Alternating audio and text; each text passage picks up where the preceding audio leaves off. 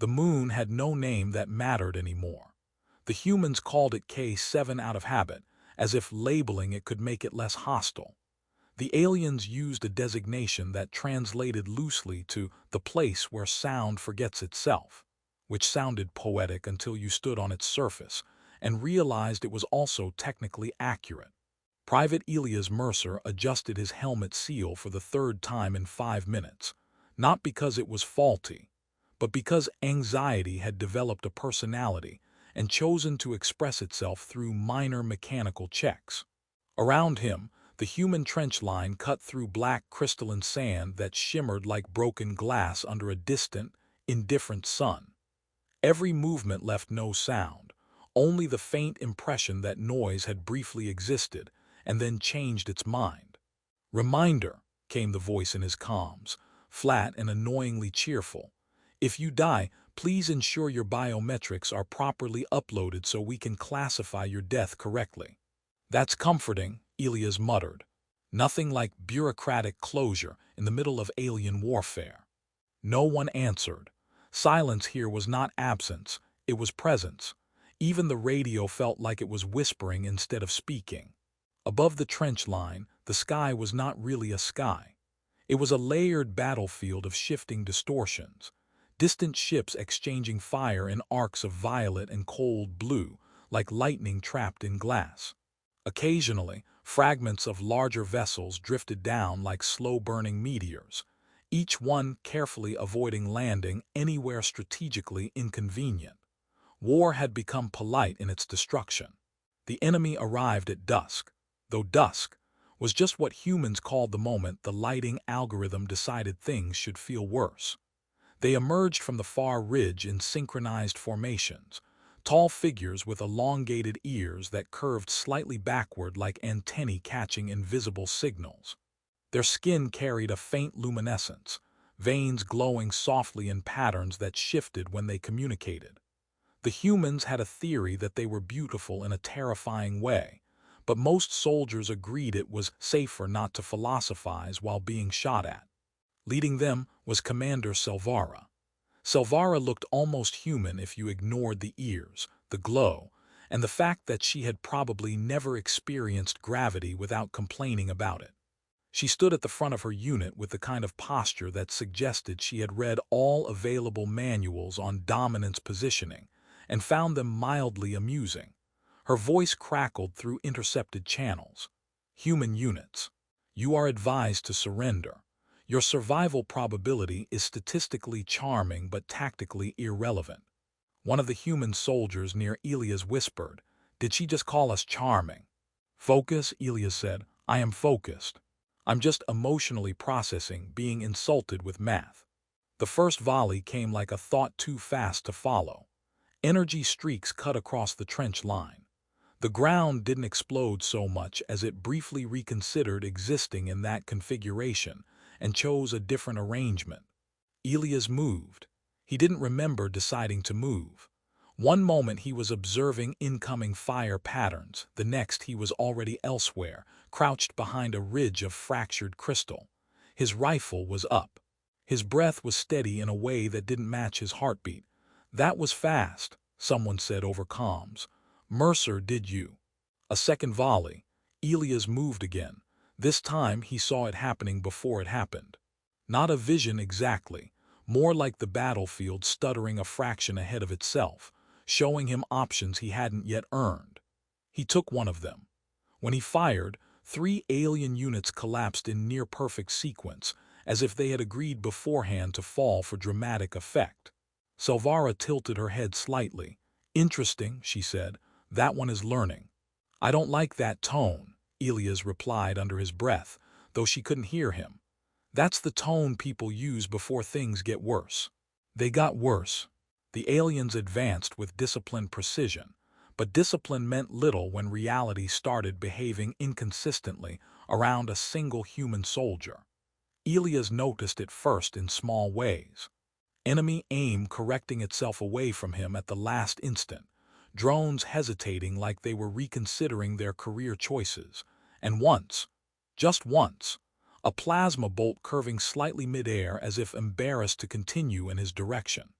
Okay, Elias said, ducking behind cover again. Either I'm hallucinating or physics is getting shy. Neither is medically recognized, his comms replied. A heavy unit deployed from the ridge, armored, multi-legged, humming with containment fields. It planted itself into the ground like a statement. The sand around it darkened, as if agreeing not to interfere. Silvara's voice returned, sharper now. Deploy suppression lattice, neutralize adaptive anomaly. A what now? Elias asked. He didn't get an answer because the world around him suddenly slowed. Not time, something adjacent to it. The air thickened. His heartbeat stretched. Every motion became a decision he had already partially made. The suppression lattice activated somewhere above the battlefield, warping probability itself. Elias felt it pressing against him like invisible hands trying to guide him into a more acceptable version of reality. Ah, he said, strangely calm, so that's new. He took a step forward anyway. The lattice resisted, so he adjusted, not physically at first, something deeper, like remembering a version of himself that had always known how to step through resistance instead of against it. The heavy unit fired. Elias was already gone. When he reappeared, it was behind it, rifle already discharging. The machine staggered, then collapsed in a way that suggested it had not been designed with humiliation in mind. Silence returned, thicker than before. Across the field, Silvara watched. Her long ears twitched slightly, a gesture that humans had learned meant either processing extreme data or considering sarcasm as a viable coping mechanism. That is not standard human behavior, she said. A subordinate replied, should we adjust expectations? Silvara paused. No, she said finally, adjust reality. Elias exhaled slowly. His hands were steady, but something inside him was. It felt like his body was no longer asking permission to act. It was simply informing him after the fact. He looked at the battlefield. It looked back. And for a brief, unsettling moment, he was not entirely sure which one of them was supposed to be afraid. The reports arrived in waves, each one more uncomfortable than the last, like a machine insisting it had discovered a new category of problem and was deeply offended by it. On the alien command vessel, Silvara stood in front of a curved projection wall that displayed the battlefield as layered streams of probability. She had long ears that caught the ambient hum of the ship's quantum engines, and faint glowing veins under her skin that shifted color whenever she was irritated, which, by current measurements, was most of the time. I want it noted, she said calmly, that when I requested interesting human resistance, I did not mean reality-breaking improvisational anomaly. A technician beside her hesitated. Commander, should we classify the subject as a weapon or a... If you say life form, I will throw you into the calibration bay, she replied. The technician reconsidered his vocabulary choices. Understood, weapon it is. Silvara studied the feed. Elias Mercer was moving again, not in ways that made tactical sense, not in ways that made biological sense. In fact, the only category he seemed to respect at this point was annoying. He's adapting faster than our predictive lattice, another officer said. Silvara tapped the display. Then we update the lattice. We did 7 times. And it asked us to stop. A brief silence followed. Even alien warships had moments where their technology developed boundaries. Silvara exhaled slowly. Summon Coalition Advisory. A second later, the chamber filled with holographic presences, commanders from allied species, each with their own interpretation of what serious military authority should look like.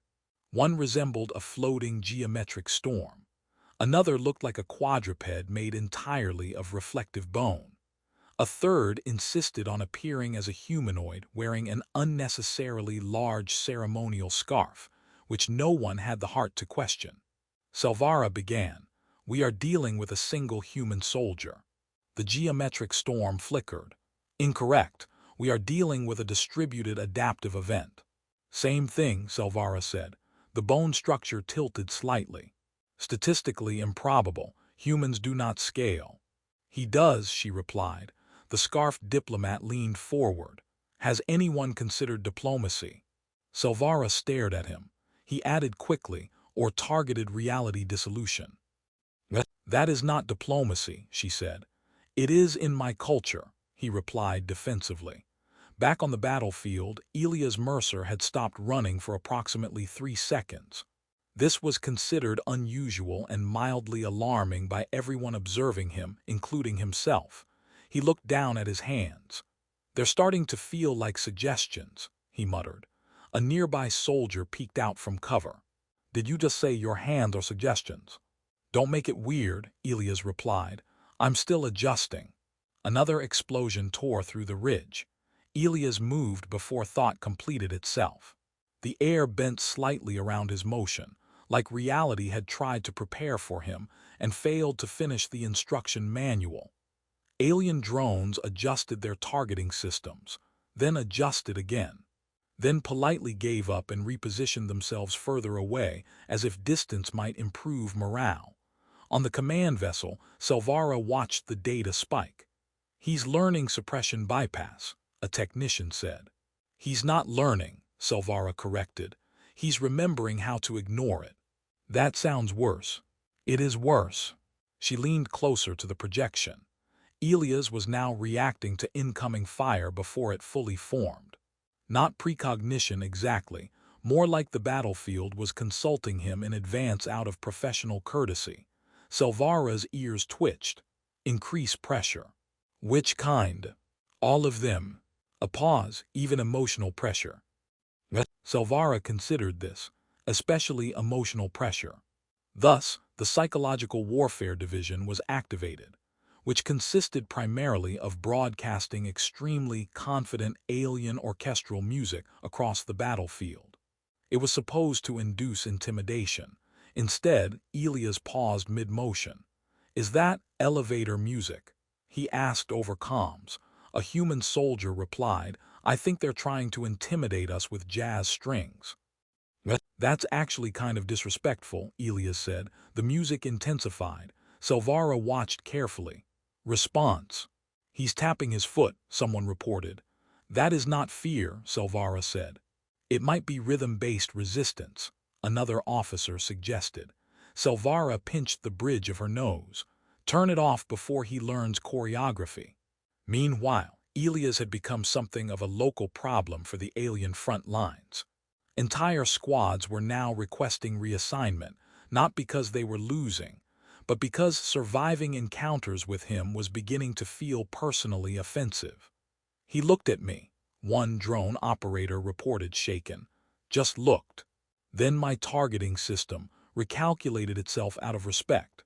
That's not how targeting systems work, his supervisor said. Mine does now. The coalition attempted a new strategy, synchronized multi-species containment.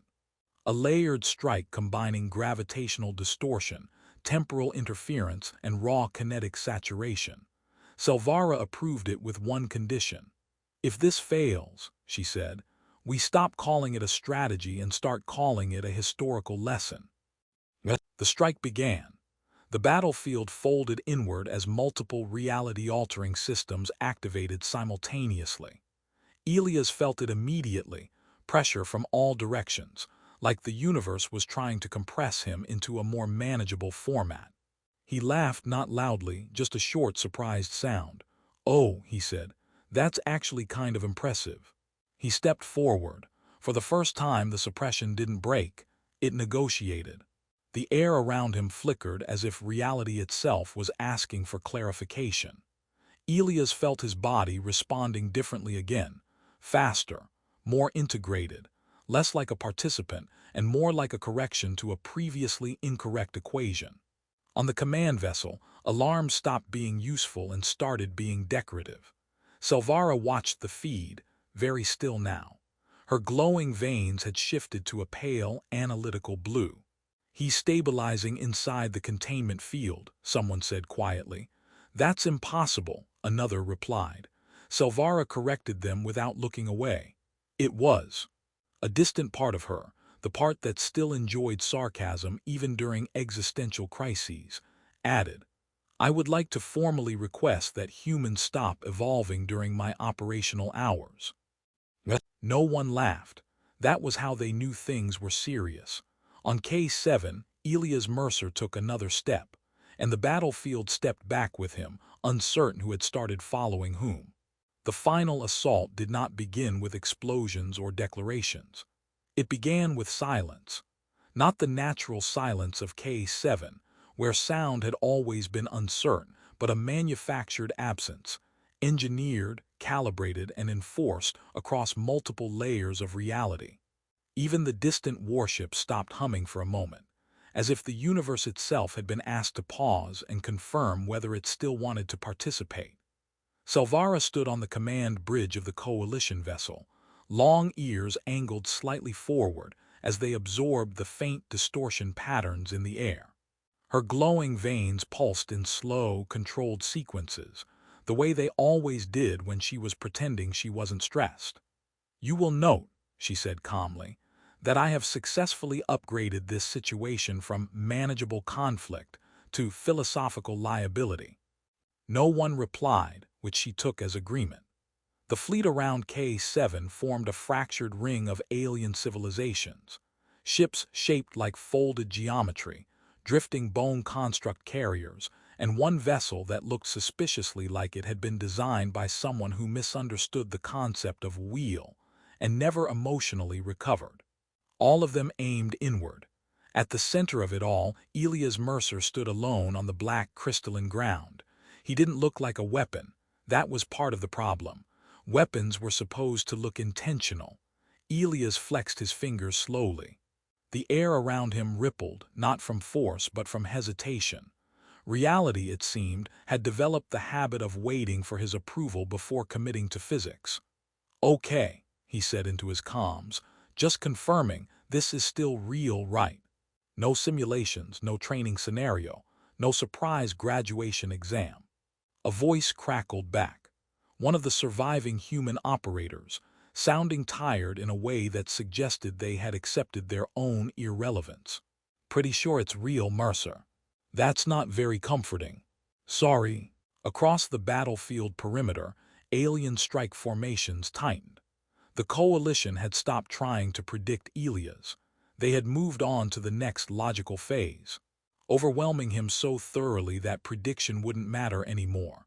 Salvara watched the tactical lattice collapse into a single directive: end anomaly. Simple, elegant, terrifyingly insufficient. "Begin convergence," she ordered. The sky broke open. Not literally, no dramatic tearing of fabric or cinematic rift. It was worse than that. Space simply agreed to become something else, and did so with administrative efficiency. Gravity inverted in localized pockets, time staggered in uneven pulses, energy systems synchronized into a single coherent intent. Elias looked up. "Oh," he said, "that's new." The first wave hit. He moved. But the movement didn't feel like escape anymore. It felt like participation. Like the battlefield had finally stopped reacting to him and started collaborating. For the first time, he didn't arrive somewhere before he moved. He arrived as he moved. The second wave hit harder, temporal compression fields folding the present into narrow slices of causality. Elias felt his thoughts fragmenting into parallel versions of himself, each one arguing politely about which direction was less likely to result in immediate disintegration. "Guys," he muttered internally, "can we maybe pick one timeline?" No consensus formed, but somehow he kept going. Above him, alien warships deployed containment constructs shaped like impossible mathematical objects. One of them resembled a knot that had given up trying to be understood and decided to be threatening instead. Salvara narrowed her eyes. "Deploy final lattice." A subordinate hesitated. "Commander, that includes—" "Yes," she said, "all of it." The final lattice activated, and for the first time, Elias stopped completely. The world around him froze, not in time but in interpretation. Every system, every weapon, every equation attempting to describe him hit a shared limit and politely agreed to suspend operations pending clarification. In the silence that followed, Elias stood very still. Then he laughed. Not a manic laugh, not heroic. Just a short, exhausted sound of someone realizing they had become a very complicated problem in other people's meetings. "I think," he said slowly, "I might be the meeting." Silvara heard that through intercepted channels. For the first time in the entire war, she didn't respond immediately. Instead, she looked at the data feeds, looked at the collapsing lattice, looked at the anomaly that was no longer behaving like a soldier or even a weapon, but like an event trying to decide whether it wanted to continue existing as conflict. Then she did something unexpected. She opened a direct channel. "Human," she said. Elias blinked. "Is this the part where you monologue at me?" "I am not in the habit of monologuing," she replied. "It is inefficient." "That feels like a lie, but okay." Silvara's ears tilted slightly. "What are you doing?" Elias looked around. The battlefield was still frozen in its argument with reality. "Honestly, I'm not sure anymore. I think I started as a soldier, then I became this." "A liability," she suggested. "A phenomenon," he corrected. "Liability sounds worse." A pause. Silvara studied him for a long moment. Then, with the kind of calm that only comes from someone accepting that their entire professional career has been reclassified as historical curiosity, she said, "We are withdrawing." Elias frowned. "That's it, no final attack, no dramatic sacrifice, no this ends now speech." "We considered a speech," she said, "but you appear to interrupt causality." "That's fair." Behind her, the coalition fleet began to shift. Slowly, carefully, like a civilization trying not to wake something that might notice it was being watched. "You will remain?" Silvara asked. Elias looked down at his hands again. They felt quieter now. Not less powerful, just less uncertain. "I don't think I get to leave," he said. Silvara's expression softened in a way that was almost imperceptible. "Then we agree on something." "Oh, we both do not know what you are." Elias let out a small laugh. "That's the most honest thing anyone said to me in a while." The channel remained open for a few seconds longer than necessary. Then Silvara closed it. The fleets withdrew, not in defeat, not in victory, in reconsideration. K7 fell quiet again, but this time the silence felt less like absence and more like recovery. Elias stood alone on the fractured ground as the alien armadas retreated into layered folds of space, their light fading like thoughts being gently set aside. For a long time he didn't move. Then he sat down. Because, as he later explained to no one in particular, if you can break physics, you can also take a break from physics. Somewhere far above, Silvara watched the last reading stabilize. Her long ears relaxed slightly. One of her officers cleared their throat. "Commander, what do we classify him as now?" Silvara considered the question for a long time. Then she said, "Do not classify him." A pause. "Why not?" "Because," she replied, turning away from the viewport, "some problems are not solved or contained." She hesitated, then added with reluctant honesty, "Some problems just learn." On K7, Elias Mercer looked up at the empty sky. For the first time in the entire war, nothing was trying to kill him. He exhaled. "So what now?" he asked the universe. The universe did not answer. But for once, it didn't immediately try to.